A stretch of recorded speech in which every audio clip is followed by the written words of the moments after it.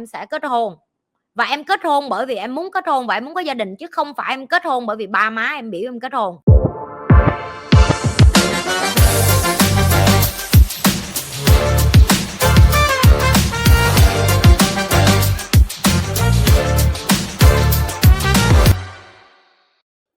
Chị cho em hỏi, giữa ngành mà mình thích và ngành làm nhiều tiền thì làm sao để được sự lựa chọn sáng suốt đây chị? Em cảm ơn chị. Chị nói thiệt luôn nha, mấy đứa mà trẻ mà nó hỏi chị câu này á, chị biết tụi nó cũng đã nghĩ đến chuyện là tụi nó sẽ chọn cái ngành mà ra tiền trước rồi. Okay? Đa phần đây là cái bẫy mà rất là nhiều người á, bị dính vô. Tức là sao? Họ đi làm trước xong họ có tiền, họ có tiền xong họ thấy vô nghĩa lắm. Tại có tiền xong họ làm gì? Đi nhậu nhẹt, đi bar, đi sàn, đi bao gái, đi làm tùm lum tà la thứ hết. Cái sau đó thấy ủa cuộc đời mình sống vậy thôi hả, sống gì chán vậy, cái xong nghĩ cái ôm một đống tiền tiết kiệm, cái kêu thôi bây giờ mình muốn làm entrepreneur, làm chủ doanh nghiệp đi, xong bắt đầu khầm hụi đi ra đi làm, không có hỏi không có học ai hết, xong cuối cùng bị dập mặt, mất hết tiền, xong lại lủi thủi quay trở lại kiếm việc. Bây giờ kiếm không ra thì lại bắt đầu đi nghiện ngập, hút chích rượu, uống nhậu nhẹt, say xỉn, bác nhà ba mấy tuổi bù lu bù loa ngồi kia, cảm thấy cuộc đời không có cái điểm tựa, không có nơi nào để đi hết, thấy bất lực. Nếu như em mới học xong đại học mà như em nói em tốt nghiệp hay là em thi đại học thì chị không còn biết. Cái khó nhất của một con người đó là ngồi xuống và hỏi mình muốn cái gì em. Chị nhìn thấy mỗi ngày khi đi ra đường rất là nhiều người ta cứ sống vật vợ như vậy á. Họ không có hạnh phúc, nhưng mà họ phải đeo mặt nạ, họ phải xạo với xã hội là họ hạnh phúc. Nhưng mà thật ra người ta toát lên cái mùi của người họ, em đi ngang qua em cũng biết người ta chẳng hạnh phúc mẹ gì hết. Em người bình thường em cũng có thể cảm được, đúng không? Cái mà chị Nhi đang muốn nói đó là bây giờ em đang rảnh, coi hết video của chị đi, em đang tốt nghiệp xong, coi hết video của chị và được nữa thì ngồi xuống tự làm bài tập cho cá nhân mình và hỏi coi là em muốn một cuộc đời như thế nào. Em muốn một cuộc đời như thế nào tức là em phải vẽ nó ra chi tiết, càng chi tiết càng tốt. Ví dụ em muốn có một con vợ hay là em muốn có 3 con vợ, em muốn có một con vợ và bao nhiêu đứa con cũng phải ghi ra, em muốn 1 đứa, 2 đứa hay 3 đứa. Chi phí để nuôi 1 đứa con là bao nhiêu, chi phí nuôi 2 đứa con là bao nhiêu, chi phí cho nó vô đại học là bao nhiêu. Em có sẵn sàng để nuôi những cái đứa trẻ đó hay không, nên người hay không. Sau đó hỏi bản thân mình là mấy tuổi thì em xác định là em sẽ kết hôn. Và em kết hôn bởi vì em muốn kết hôn và em muốn có gia đình, chứ không phải em kết hôn bởi vì ba má em biểu em kết hôn. Ví dụ như vậy. Mấy tuổi thì em muốn kiếm được mức lương này, em kiếm được mức lương này với mục đích gì? Mục đích là cho nuôi gia đình, người thân, họ hàng, bà con, hay là em kiếm tiền đó là bởi vì em thích kiếm tiền.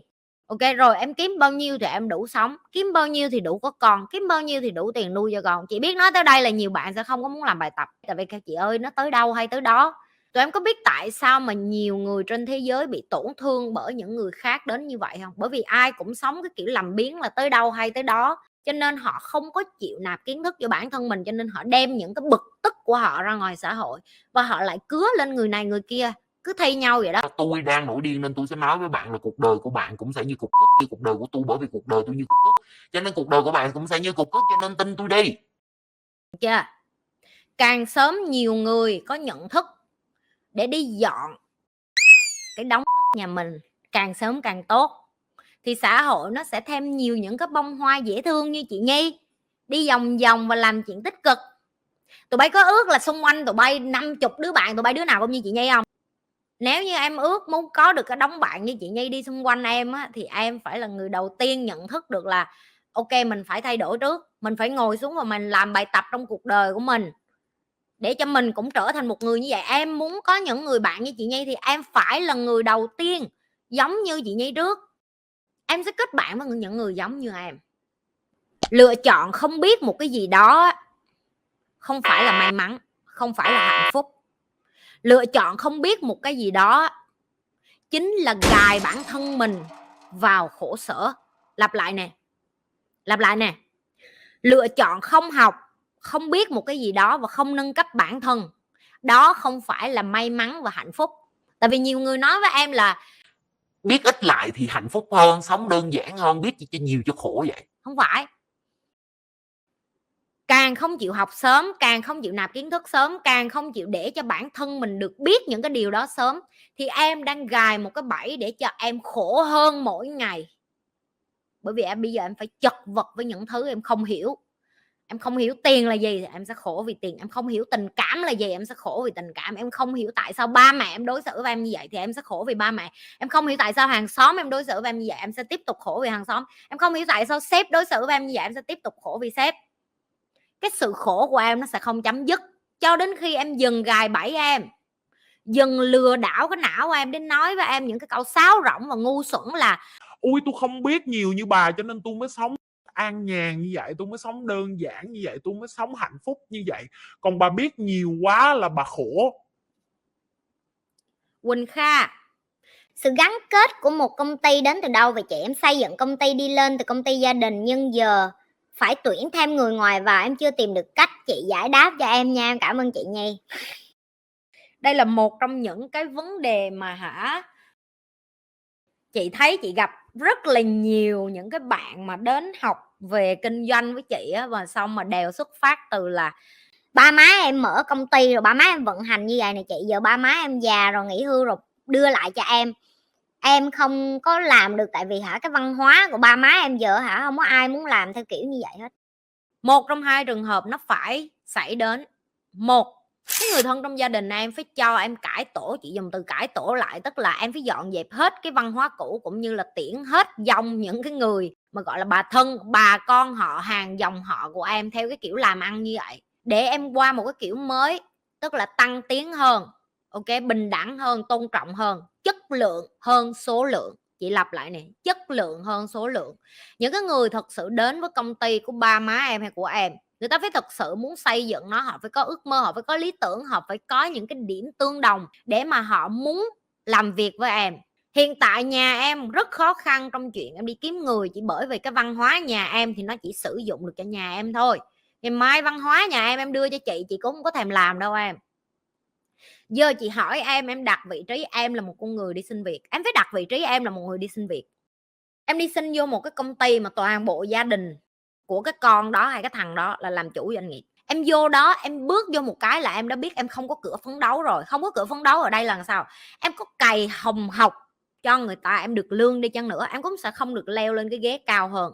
Người ta đã thấy cái văn hóa nhà em làm việc theo kiểu là tôi sẽ đưa cho con cái cháu chắc chút chích của tôi lên làm giám đốc, thì những người này họ hỏi bản thân họ là ủa chứ giờ tôi phấn đấu để làm gì? Tôi phấn đấu tôi làm cho mấy người 5 năm, 10 năm, 20 năm nữa, tôi cũng không leo lên được cái chức gì, lương của tôi cũng không cao hơn, tôi cũng không được mở mang tầm nhìn, tôi cũng không lên được một cái tầng cao mới, mắc mới gì tôi làm cho mấy người thôi, tôi làm cho mấy người khác, hoặc là tôi làm cho một cái nơi mà người ta sẽ cho tôi cơ hội để tôi được thăng tiến, để tôi được học hỏi.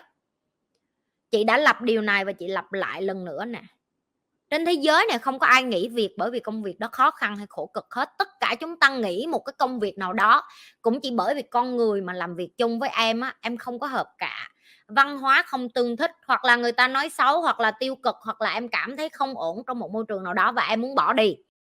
Ok, và tương tự như vậy, đừng có đem cái tư duy nhỏ bé và tầm thường của vận hành một cái self-employed, hay còn gọi là tự làm chủ cho cái doanh nghiệp của mình, và ngộ nhận đó là sự thành công.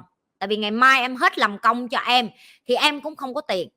Cho đến khi em hiểu cái sức mạnh của tập thể, và em phải cho tập thể được cái cơ hội sống bình đẳng như em phải cho họ một cái cuộc đời mà họ cảm thấy là tôi đi theo cái hướng này, tôi không những được phát triển về mặt tài chính, về mặt tinh thần, về mặt tâm lý, tôi được phát triển cả về cái phần linh hồn, cũng như tôi cảm thấy gắn bó, tôi cảm thấy có ý nghĩa, tôi cảm thấy tôi ở lại với một cái công ty nào đó, tôi cảm thấy mình được trọng dụng, tôi cảm thấy mình được trân trọng, tôi cảm thấy mình được nể phục, tôi cảm thấy là bản thân mình đang đi qua mỗi ngày với cái công ty này nó như là một cái hành trình, mà giống như chuyện là tôi đi với một đám bạn vô rừng, rồi tôi cắm trại ở đó, rồi tôi nướng đồ ăn với họ, rồi tối tới tôi ngủ, tôi hát hò, tôi lèo trại. Tất cả những cái trải nghiệm đó là người ta đi tìm kiếm trong một công việc, chứ không phải chỉ là lương không. Và em không phải là cái công ty duy nhất đang cực khổ đi kiếm nhân viên, chị nói thẳng như vậy. Tất cả những cái công ty trên thế giới nó đều đang khổ về cái chuyện đó.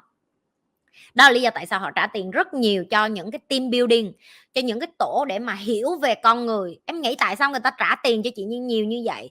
Chỉ để train team của họ, để có team building em, để có team bonding. Tất cả những cái yếu tố đó nó quan trọng. Tại vì giữ con người rất là khó. Em để cho một người xin được vô vị trí làm trong công ty của em đã khó, em giữ người ta ở lại, em cho người ta những cái lợi ích benefit, những cái điều mà người ta cảm thấy người ta muốn ở lại thoải mái, rồi comfort, người ta cảm thấy an toàn, những cái yếu tố đó. Ngoài những cái yếu tố đó không, em cũng phải cho người ta được định hướng, được tương lai, được nhiều thứ khác nữa, còn nếu không người ta sẽ không có muốn ở lại. Và nếu như bây giờ gia đình em vẫn đang cổ hủ làm theo cái kiểu cũ thì chị xin lỗi, cái doanh nghiệp của em nó sẽ đi xuống theo cái kiểu như vậy đó. Ba má em chết, em cũng chết thì doanh nghiệp nó cũng chết theo. Nếu như ba má em chịu bước ra hẳn luôn và cho em được cải tổ nó lại từ đầu, đóng tiền học đi vô đây tao dạy riêng cho mày, được chưa? Tại vì cải tổ một cái doanh nghiệp mà đang phát triển hùng hồn á, nó cũng rất là tốn thời gian em nè. Phải vô để hiểu được là cái công ty đó nó đang ở đâu, nó đang sắp chết chìm hay là nó đang bị kẹt, được chưa? Có rất là nhiều yếu tố để em vô một cái doanh nghiệp và em mua lại, hay là em sửa, hay em chỉnh sửa, hay em nâng cấp lên cho họ. Nó giống như việc là làm bài tập về nhà vậy đó, là em phải đi sâu vô một cái doanh nghiệp rồi em phải tìm hiểu rất là nhiều yếu tố em. Đừng có quên là like, share và subscribe cái kênh của Nhi. Nếu các bạn coi hết video của Nhi và thích những cái điều Nhi đang làm, tiếp tục lan tỏa cho những người khác.